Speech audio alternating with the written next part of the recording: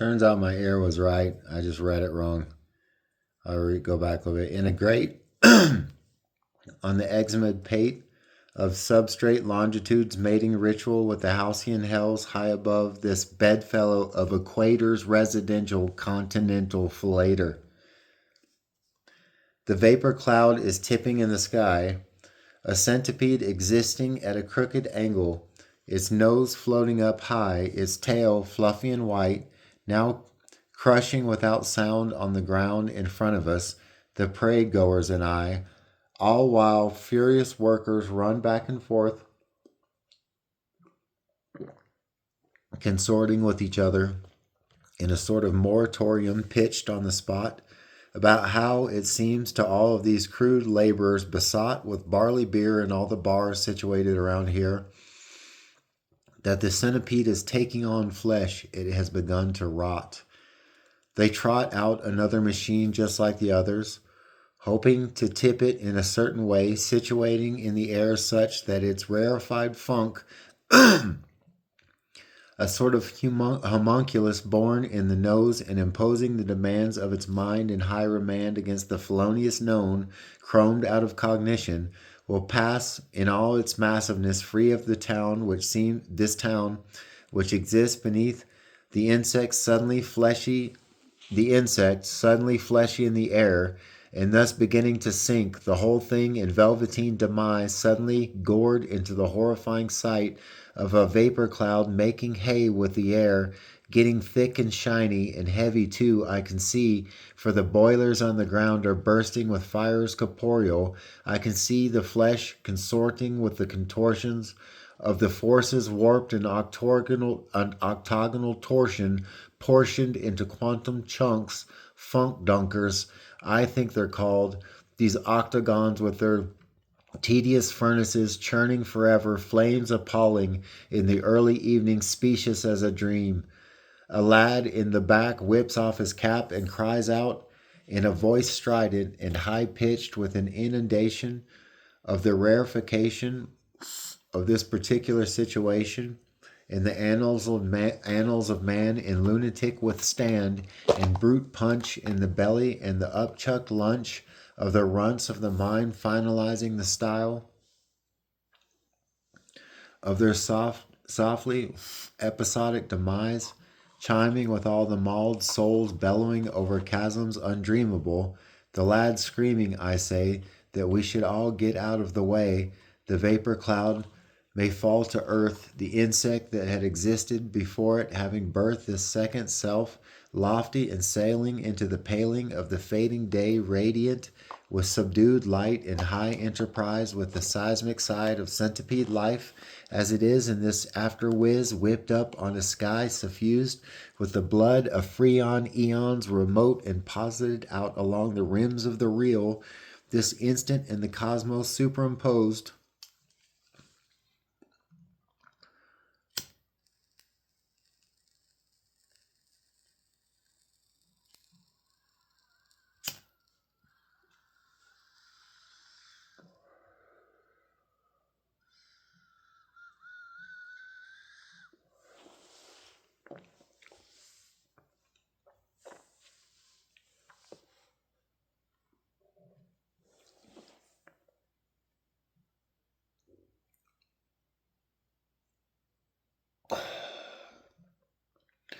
This instant in the cosmos superimposed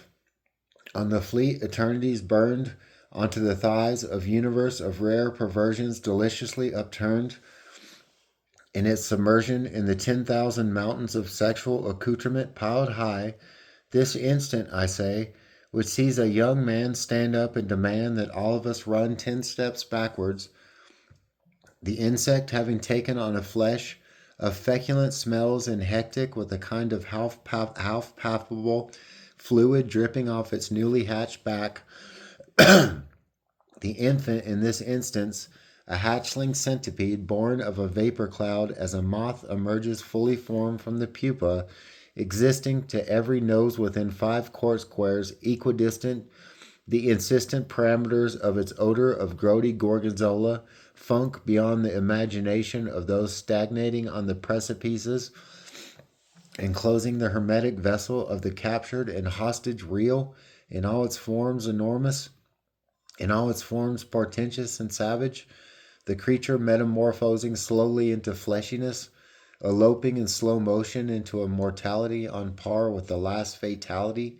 according to the sylvan perspicacity of the trees around here, they being the only beings capable of congress with such an insect tilted dangerously in the night with its ugly profundity, a mummified smell towards the courthouse before which the nostalgia parade was passing, the donging of the great bell sounding the priests out of their frocks with his ponderous reports. Look there, it's 7 o'clock. The hot autumnal sun has expired itself in a gloaming of transfigured concupiscence in which everything is carnal, everything is freak and unreal. Another lad leaps off the back of a truck going by and waving his hat in the air declares that the centipede is getting too fleshy to remain in the sky for like an eye forced to blink. Such stinking corpulence cannot be borne aloft for very long. The song of the bells sounding in the distance and fanning out in every direction, infecting the air with a dull biliousness like a silliness passed down through the centuries. This nomenclature of those in the know, the bells, I say, songing in the gloaming, bonging the attenuated hours which seem to hone in, to be drawn into a locus nested in the gonging bells themselves, where they are propagated, the hours, the minutes in regal somnolence, in this jet stream of silence existing above the city, bringing a meteorology of ocular crystallization. The situation, always volleying back and forth between tragedy and monopoly, gradation, privation of angle and form, titillation in the paucity of sound, soundless in a void capsize endwise. These men with their machines have failed to control a circumstance beyond the pale of amelioration. The exhilaration I feel, stealing the pep out from my breath, occurring on account of the whirling space crushed in the octagonal machines like boxes in balers, as the lad leapt off the back wails the words that burn on the air which seems prepared, marinated, with some ingredient expedient to chaos, to entropy as it has accumulated down through centuries, piled through millennia. This sight, I say, with the centipede so long it has incised the very sky itself, cutting as it does a great belt that can't be balanced, the savage bending of time before me, contorting my normal conceptions concerning a hyperventilating sky lying about its condition, for everything I see in front of me is moribund beyond recognition, my cognition slowing so that like frame in a film that are slowed down so much that each one can be experienced individually, the imbecility of the nature of reality hits me regally, cleanly beating the normalcy straight out of my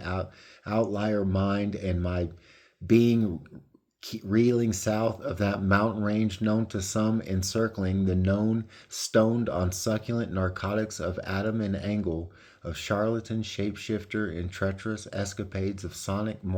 montage of sickened light growing weaker, such as the fare that the reeling reel in all its faux profundity bestows on the eye and on the ear when they have been steered along certain vectors atrocious, set along the path of certain byways impassable, and this night right here seems saturated with integer, its vapors of maple-flavored sapiens making me faint within with an indecision of Stygian ecstasy, the occult wash of light impaling the centipede in its middle, giving the scene the impression of the unfolding of a fantastic execution in which the spear used to gore the creature taking on tangibility in the sky is the very lance of entrancing refulgence funneled by horizon hysterical's unbearable falchion slash, sword of remorselessness. This sentence could go on forever. Force coursing through the veins of everything heinous, everything ripe for blame, palpating for the castigation coming down the pipes, blight beyond the sight of gods with eyes solemn as the sun. Hey, Miss Cece on MLK in NEPDX. Who's the dumb Dr. Seuss motherfucker now?